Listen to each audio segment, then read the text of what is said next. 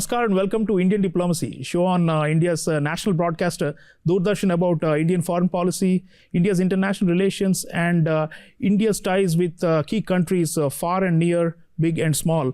Viewers, this is the special 150th episode of Indian Diplomacy, and we are discussing a very, very crucial, growing and fast transforming partnership of India with the Republic of Cyprus. This is an important country in the Eastern Mediterranean with whom India has now developed a comprehensive partnership.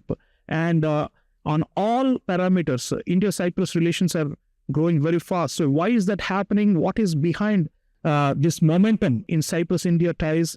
And what is the broader impact of this partnership on the region and the world? These are some of the key questions we're taking up. And I'm so privileged that we are hosting none other than His Excellency Constantino Kombos, who is the Foreign Minister of the Republic of Cyprus, in the studio here in Delhi. Minister Kombos, welcome to Indian Diplomacy and to India. Thank you very much, and thank you for having me. And let me congratulate you for the 150th episode of this show. Thank you, sir. Thank you so much. It's such a great honor.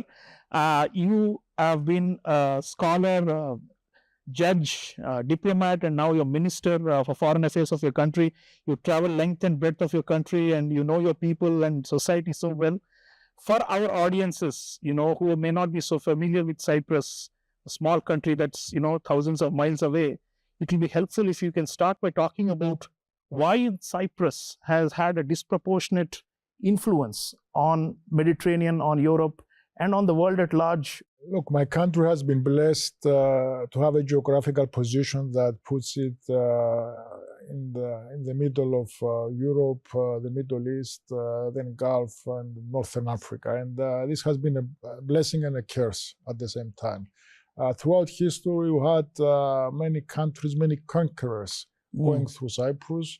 We had Cyprus become like a blender of civilizations where there is a cosmopolitan approach to things, and we have faced existential dangers, and we're continuing to face existential dangers as we speak. So this, in a way, has formed the mentality of my people, a mentality of being flexible, of ingenuity, of being outward looking. And we have focused on how we can, first of all, make sure our economy is strong, and then how we can develop historically strong ties with the countries in our region. So we have been working hard to establish a network of very strong and close relations with everyone around us. And we have extended that after our very important accession to the European Union back in 2004. So we are a country, a member state of the European Union, which is the #1 trading partner for India. Yes. And at the same time, we are part of a region that has faced considerable troubles and has been going through crisis in the last many years. So in a way, we see ourselves as a bridge between Europe, the Middle East, and by extension, the Gulf. Right now, the world is facing many uncertainties, and one of the possible answers to this situation is the establishment and the creation of alliances and of connectivity. And for that to take place, I think a basic precondition is to have a solid a set of relations with all the countries. So Cyprus has been through a lot. Cyprus has been suffering and is suffering the aggression of a big neighbor. A third of my country has been occupied for 51 years now by Turkey. Yes. And despite that, which is an existential daily threat for us, Cyprus is still part of the international community in a very constructive way, in a way that is based on our willingness to contribute, to reach out, to focus on the positives, which have to do about economic connection, have to do about how we can be the country that, in a way, links different regions. Absolutely, a great commercial nation that has been at the crossroads of multiple continents, as you say, Excellency. Now, you already mentioned the economic dynamism, and under President Nikos Christodoulidis, you are seeing consistently high growth, low unemployment, and foreign investment is pouring in, and there is a boom in Cyprus, and everybody is noticing that.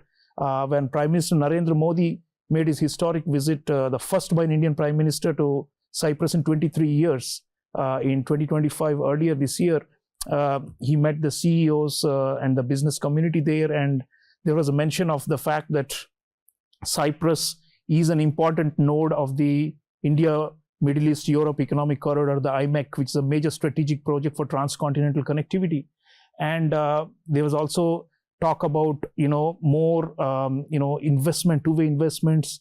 And ever since, we have noticed almost 1 billion euros investment by Cypriot companies in our maritime logistics and shipping and all these things. So please tell our audience about the economic potential. In Cyprus, the economy has been growing. We have growth that in 2024 was the biggest in the European Union. Have unemployment that is below 5% and dropping. The biggest decrease in sovereign debt, which is now around 65% as regards GDP, and it's going down. So the basics of the economy are there, and they are very strong in comparison to what's happening in general in Europe. But above that, there is a lot of incoming investment towards Cyprus, because investors see Cyprus as the springboard for doing business both with Europe and with the Middle East. There is a lot of flexibility and diversity in the economy, with what used to be the driving force, tourism, now becoming just a part of the economic mix. We have the emphasis on the maritime sector, with Cyprus being among the top countries in Europe in terms of ship owning and ship management. We have the 10th largest commercial fleet in the world. We have now an emphasis on financial technology and technology companies that are being stationed in Cyprus. They are contributing something around 14-15% of the GDP right now, and it's growing with hundreds of startups. So there is a lot happening in terms of the economic mix and how it's being transformed in a way that adjusts to the future of the economic, of the direction of the economy of the world.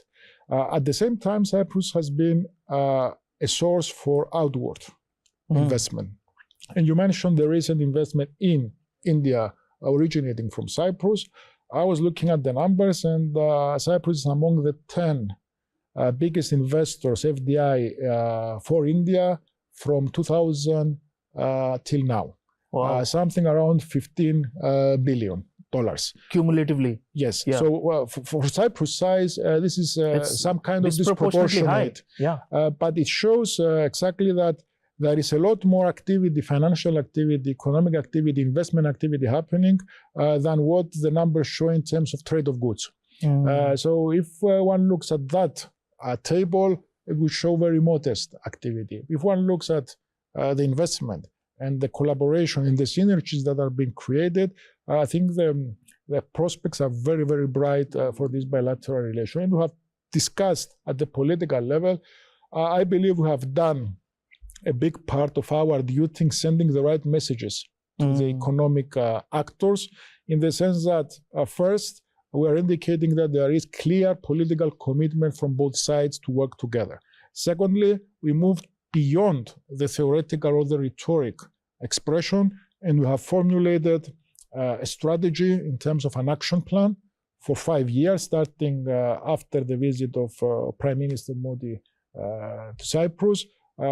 It's a horizon of 5 years where we have short, mid, and long-term objectives in various categories, from tourism, investment, defense, culture. Every sector of the economy, maritime, is been covered in a way that we create a framework of safety and security and confidence for our businesses. So now it's up to the business communities in this climate, international climate we are facing, the difficulties we are facing. A big part of the answer is how we connect and create alternative situations, realities, and trade routes. And IMEC is one such example. It's still at the stage where it's being developed as a concept, as an idea. It's been affected by a number of factors. But one factor that is crucial in relation to IMEC is that it has competition. Because sometimes we forget and we think that this is a project which everyone is supportive of it. The answer is yes and no. It is supportive, but there is a lot of competition because there are other trade routes that are being designed as we speak. So at the end, it's going to be something, it's going to be down to geopolitical positioning. And it's very important to send the right messages that from India to Europe, Cyprus being at a critical position during this route, and in between, we are talking about states, countries that are friendly, that have an excellent set of relations between them, which at the political level, it ensures that you have the necessary foundation then for the investment and the economic activity to take place. So foreign policy sets the tone and creates the basis on which the business, a two-way business can flow. And we really commend the work being done by both ministries on both sides. Minister Kombos, you already mentioned defense and geopolitical. Let me also go there. The joint statement when Prime Minister Modi visited your country was very clear that Cyprus supported India's stance on countering terrorism and extremism and religious hatred and all these things, which have been emanating from Pakistan and backed by Turkey. On the other hand, we have also been very steadfast in supporting the UNCLOS and the international law of the seas and the territorial integrity and sovereignty of Cyprus, which, as you mentioned at the outset, has been affected by Turkish aggression. So let's talk a bit about this aspect, because some people are saying now, India already has a strong strategic partnership with Greece, which is very close to you culturally and politically. India already has a very strong strategic partnership with Israel. And now we have comprehensive partnership with Cyprus. We hope it becomes a full strategic partnership also officially. And on the other hand, there's the Pakistan-Turkey, axis, and which are, playing nefarious games. So please talk to our audiences about this aspect, this convergence or alignment at the geopolitical level, and also how you think India can play a bigger role in defense and in supporting your sovereign claims and your territorial rights.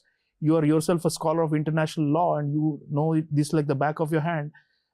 We had INS Trikant, our stealth frigate that recently came to the port of Limassol, and we are so happy to see this development. So how can we cooperate on these, what you yourself mentioned during the Sapru House lecture here in Delhi, that on core issues we are together, right? So these core sovereignty and territorial integrity and respect for rules-based order, how can we strengthen it, especially through military and defense cooperation?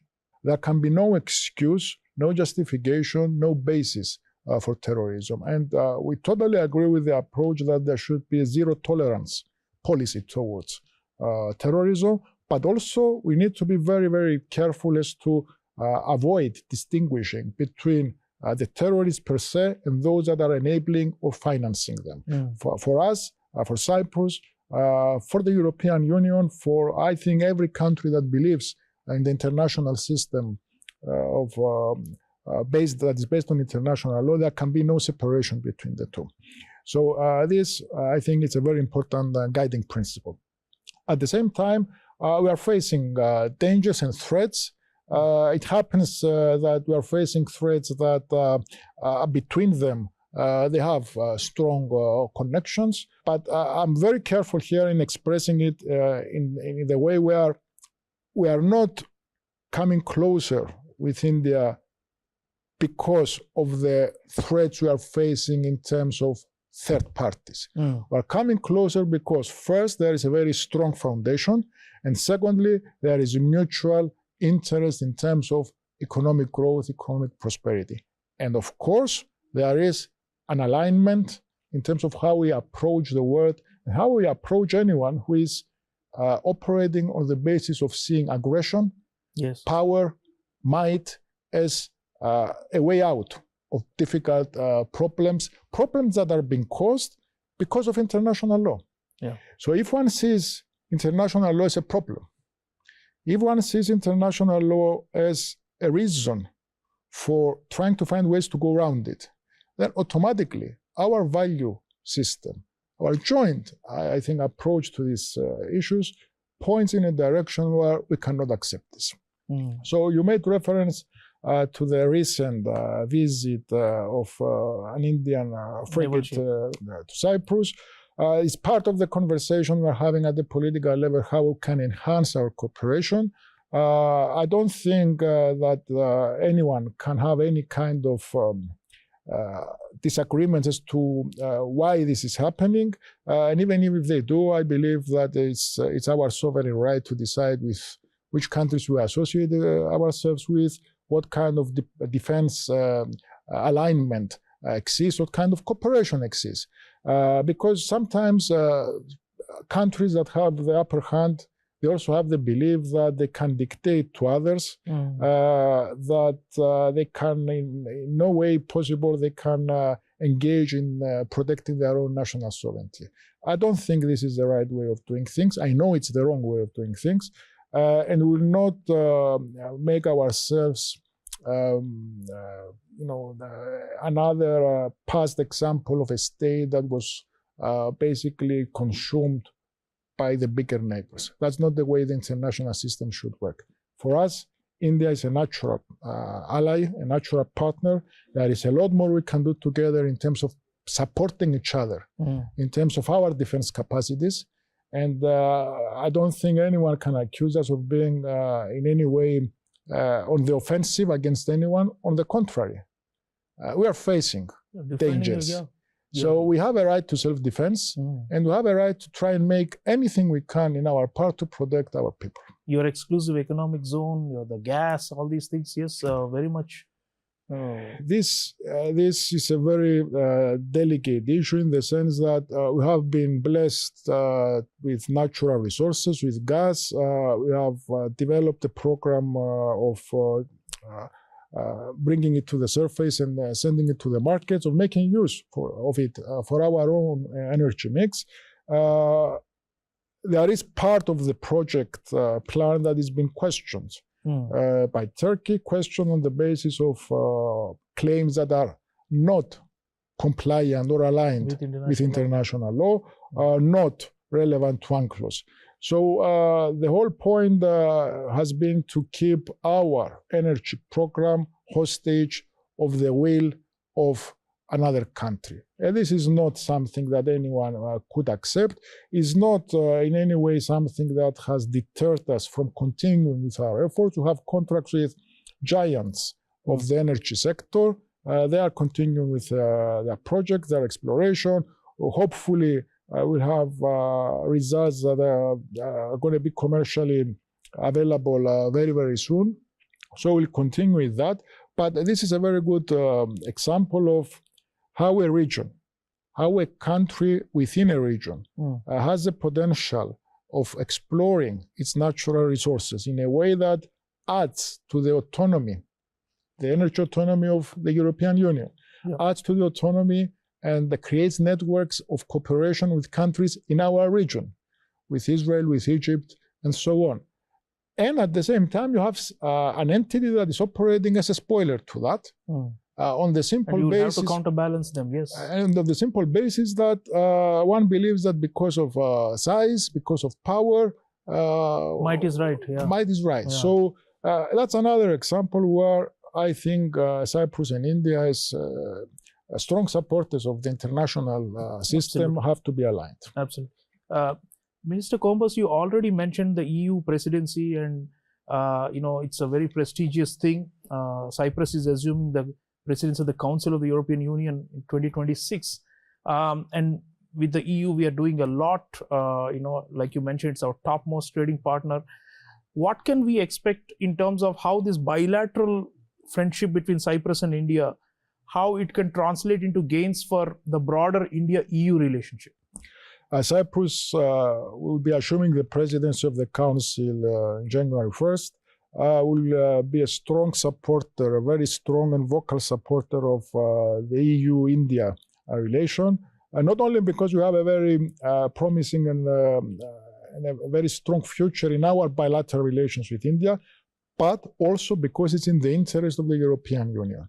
The European Union, as I already mentioned, is the #1 trade partner for India, is the #1 investor in India, but at the same time, India is only the 9th trade partner of the EU, and it's making up something around 2% of the trade mix of the European Union. So one can see the potential. And there is a lot of potential there, especially in a period where there is uncertainty in terms of the trade norms. Especially with the US, yeah. There are constant challenges and events happening that are creating this need to look at how you can maximize on existing structures. And the free trade agreement between the EU and India, we believe it's a very strong framework that would enable both the EU and India to benefit in a very difficult and challenging times. And we hope that we will have a very positive, definite outcome by the end of the year, as has been the aim that has been set by both the EU leadership and India. In our role, we'll be facilitating in any way possible this positive outcome. Our role is very specific in terms of how institutionally the presidency is being contained in what it can and it cannot do. But beyond that, I believe that the right political messaging, the right facilitation when that needs to take place, in all those elements, in all those parameters, Cyprus will be fully supportive because, according to our analysis, it's an extremely valuable arrangement for both the EU and for India. We look forward to your facilitation very much, sir. Last but not least, people-to-people ties. We have around 15,000 or so people of Indian origin in Cyprus. They're very active in shipping, healthcare, information technology, and all the major contributors to your economy are doing well. We saw them come out in force when Prime Minister Modi visited also our diaspora.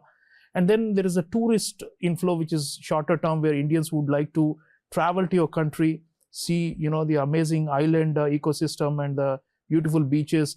I mean, you're closer to us than Greece, but more Indians go to Greece and fewer go to Cyprus right now. We don't have direct air connectivity. So what are you doing in terms of how can we harness the diaspora and also tourism? I agree with you that the numbers in relation to tourism flow both ways are not what they should be.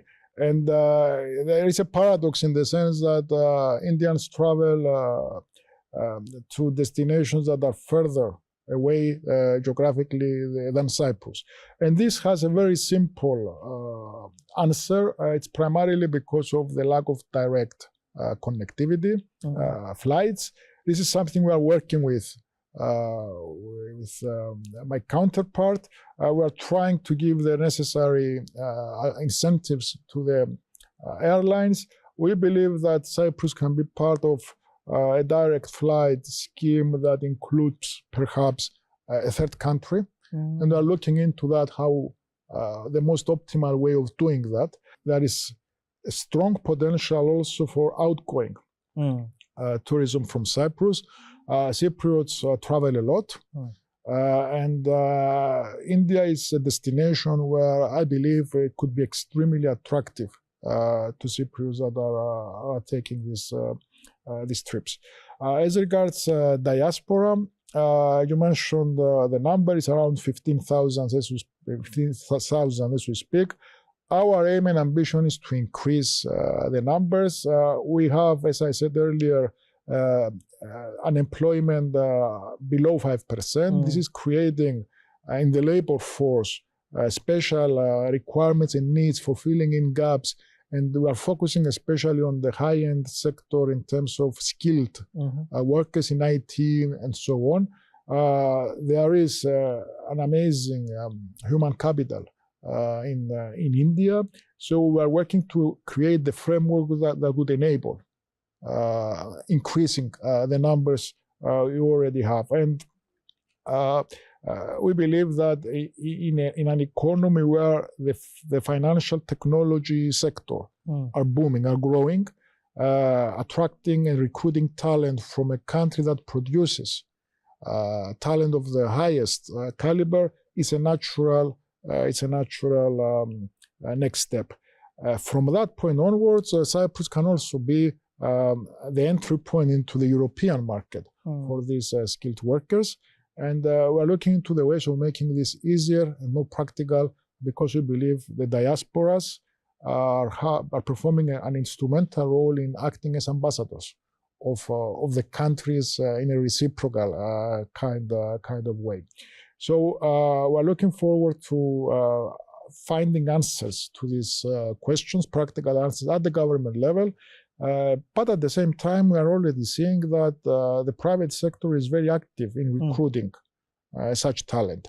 And I think the key would be of finding the optimal way of getting the people from the university graduation moment into the marketplace that is so much European oriented, in sectors of the economy that are the future, and not in professions that are belonging to previous eras and periods. Right. So mobility that is aimed at the future and so much else on every count, as I said, the viewers, economic, defense and security, geopolitical, people to people, and connectivity and inter-regional closeness, and all these dimensions, Cyprus and India are actually stepping out and doing historic steps forward.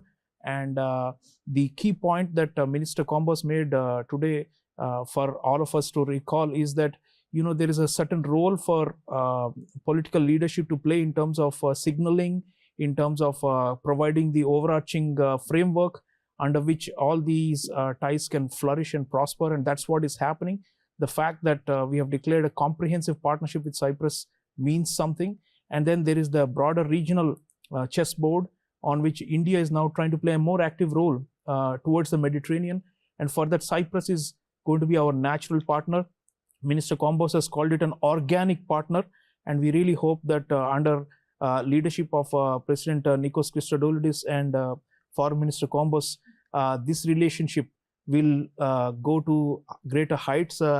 Minister, thank you for your work to foster this relationship. It means a lot for us in India, and we look forward to, scaling greater heights so that we can really live up to the full potential of this, natural partnership.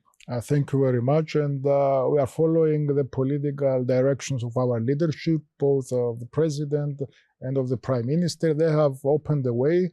We are being tasked of making it a reality, and we continue the hard work because we truly believe in this partnership. There are about 160 Indian companies registered in Cyprus. Let's double it, let's triple it. We think that there is endless potential there. Sky is the limit. Blue skies, great beaches, and so much else comes to mind when you think about Cyprus. Viewers, we are so privileged to have hosted the Foreign Minister of Cyprus here, and I urge you all to think about visiting Cyprus, and of course all these other dimensions as they progress. Naturally, the visibility of Cyprus in India is also going to increase. Viewers, let's focus on the Eastern Mediterranean. It's strategically very important for India for the reasons that we just discussed, and let us invest our diplomatic and our business acumen in that region, and it is going to yield enormous dividends. Cyprus is a stepping stone, I can tell you that. Thank you for watching. I'll see you again next time. Until then, take care.